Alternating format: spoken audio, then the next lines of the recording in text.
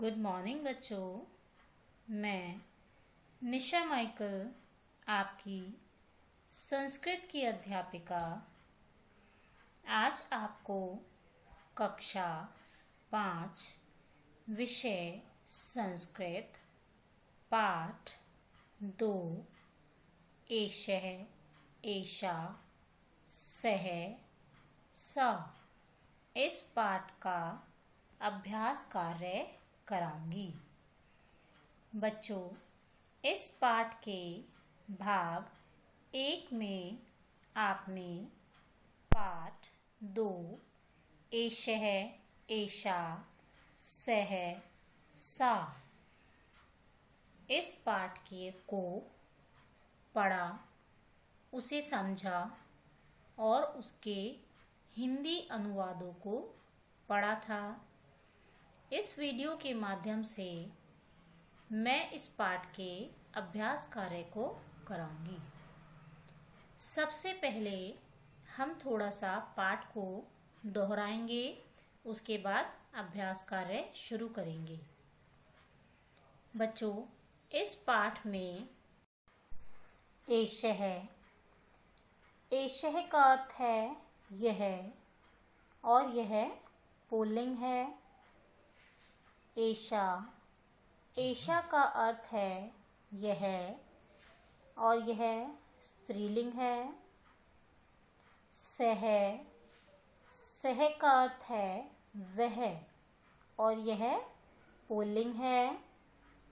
सा सा का अर्थ है वह, ये स्त्रीलिंग है। यानी कि एषः एषः का अर्थ होता है यह, और ये पुल्लिंग के लिए प्रयोग किया जाता है। एषा का अर्थ होता है यह स्त्रीलिंग के लिए प्रयोग किया जाता है। सः का अर्थ होता है वह, यह पुल्लिंग के लिए प्रयोग किया जाता है। और सा का अर्थ होता है वह, यह स्त्रीलिंग के लिए प्रयोग किया जाता है। अब हम इसके अभ्यास कार्य को करेंगे। अभ्यास, पहला अभ्यास है सर्वनाम पद के द्वारा रिक्त स्थानों की पूर्ति कीजिए। यहाँ आपको एक उदाहरण दिया गया है। नरः किम करोति। नरः का अर्थ होता है आदमी, किम का अर्थ होता है क्या, करोति का अर्थ होता है करता है। आदमी क्या करता है। और इसके नीचे दिया गया है सः खादति। सः का अर्थ होता है वह, और ये पुल्लिंग होता है, यानी कि पुल्लिंग के लिए प्रयोग करते हैं। तो सः खादति, इसका अर्थ हुआ वह खाता है।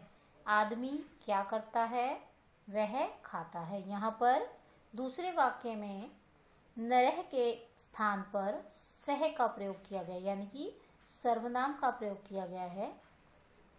इसी के अनुसार हमें बाकियों को करना है। सबसे पहले देखेंगे क अम्बा किम करोति। अम्बा किम करोति। अम्बा का अर्थ होता है माँ, किम का अर्थ होता है क्या, करोति का अर्थ होता है करती है। माँ क्या करती हैं। डैश पचती। डैश के स्थान पर हम लिखेंगे सा। सा पचती, वह पकाती हैं, वह पकाती हैं। ख विवेकः किम करोति। विवेकः किम करोति। विवेक किम क्या, करोति करता है। विवेक क्या करता है। डैश पठती। विवेकः के स्थान पर हम सर्वनाम का प्रयोग करेंगे सः, क्योंकि विवेकः पुरुष है, पुल्लिंग है, तो हम विवेकः के स्थान पर सः का प्रयोग करेंगे। सः पठती। अगला है ग अन्वीक्षा किम करोति। अन्वीक्षा क्या करती है। डैश लिखती। अन्वीक्षा क्या करती है, डैश लिखती। अन्वीक्षा के स्थान पर हम सर्वनाम का प्रयोग करेंगे सा। स, क्योंकि अन्वीक्षा स्त्रीलिंग है तो यहाँ पर अन्वीक्षा के स्थान पर हम लिखेंगे सा, क्योंकि स स्त्रीलिंग के लिए प्रयोग किया जाता है। अगला है घ, सिंह किम करोति। सिंह का अर्थ होता है शेर, किम क्या, करोति करता है, शेर क्या करता है। डैश खादती। शेर पुल्लिंग है तो यहाँ पर हम क्या लिखेंगे, सह, यहाँ लिखेंगे सह, सह खादती। सिंह किम करोति, सह खादती। अगला है द, बालिका किम करोति। बालिका का अर्थ है लड़की, किम क्या, करोति करती है, लड़की क्या करती है। डैश हस्ती, वह हंसती है, तो वह के लिए यहाँ पर हम सर्वनाम लगाएंगे सा, स हस्ती, यानी कि जो पुल्लिंग है उनके लिए हम प्रयोग करेंगे सह का, और जो स्त्रीलिंग है उनके लिए हम प्रयोग करेंगे स का। अगला अभ्यास है, दिए गए सर्वनाम पद से रिक्त स्थानों की पूर्ति कीजिए। और यहाँ आपको दो शब्द दिए गए हैं, एषः एषा, एषः और एषा। इन दोनों पद के द्वारा आपको इन रिक्त स्थानों को भरना है। एषः का प्रयोग करते हैं हम पुल्लिंग के लिए और एषा का प्रयोग करते हैं हम स्त्रीलिंग के लिए, यानी एषः पुल्लिंग, एषा स्त्रीलिंग। क, डैश बालकः, डैश बालकः, तो बालकः पुल्लिंग है तो यहाँ आएगा एषः, एषः बालकः, यह लड़का है, एषः बालकः। अगला है ख, डैश बालिका। बालिका स्त्रीलिंग है तो स्त्रीलिंग के लिए हम क्या प्रयोग करेंगे, एषा, एषा बालिका। रिक्त स्थान में हम लिखेंगे एषा, एषा बालिका। अगला ग, डैश अन्वीक्षा। अन्वीक्षा क्या है, एक स्त्रीलिंग है तो अन्वीक्षा के आगे हम लगाएंगे एषा, एषा अन्वीक्षा, एषा अन्वीक्षा। अगला है घ, डैश क, डैश क, यहाँ लिखेंगे एषा, एषा क, एषा क। अगला अभ्यास है, निम्नलिखित का परस्पर मेल कीजिए। यहाँ आपको कुछ पद दिए गए हैं और उनके सामने कुछ चित्र दिए गए हैं, आपको सही पद को सही चित्र से मेल करना है। क, अश्वः धावति। ख, अम्बा पचती। ग, सिंह खादति। घ, छात्रः पठति। द, अन्वीक्षा लिखती। सबसे पहले देखेंगे क, अश्वः धावति, यानी कि घोड़ा दौड़ता है। इसको हम मेल करेंगे चौथे वाले चित्र से, जो घोड़े का चित्र बना हुआ है उससे मेल करेंगे अश्वः धावति, यानी कि घोड़ा दौड़ता है। अगला है अम्बा पचती, माँ पकाती है।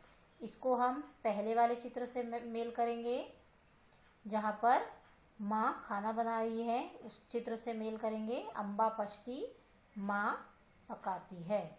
अगला है ग, सिंह खादती, शेर खाता है। इसको हम मेल करेंगे आखिरी वाले चित्र से, जहाँ पर शेर का चित्र दिया हुआ है उस चित्र से मेल करेंगे इसे, सिंह खादती, शेर खाता है। अगला है घ, छात्र पठती, छात्र पढ़ता है।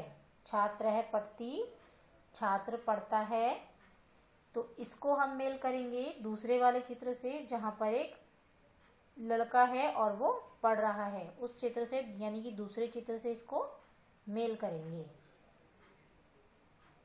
और अगला है ड, अन्वीक्षा लिखती, अन्वीक्षा लिखती है। इसको हम मेल करेंगे तीसरे वाले चित्र से, जहाँ पर एक लड़की का चित्र दिया हुआ है और वो कुछ लिख रही है। इसको हम मेल करेंगे तीसरे वाले चित्र से। चित्रों के आगे नंबर डाल लीजिए बच्चों। नंबर डालेंगे 2 4 5 1 3, 2 4 5 1 3। यानी कि जो अम्बा भोजन पका रही है, माँ जो भोजन पका रही है, उसके नाम पहले चित्र में उसके आगे लिखेंगे 2।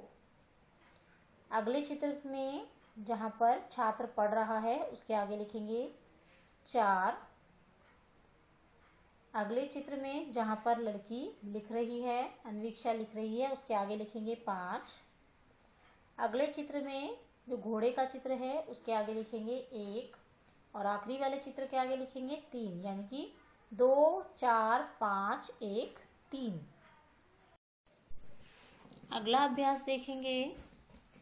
कोष्ठक स्थित धातुओं के उचित रूप से वाक्य पूरा कीजिए। चौथा अभ्यास है कोष्ठक स्थित धातुओं के उचित रूप से वाक्य पूरा कीजिए।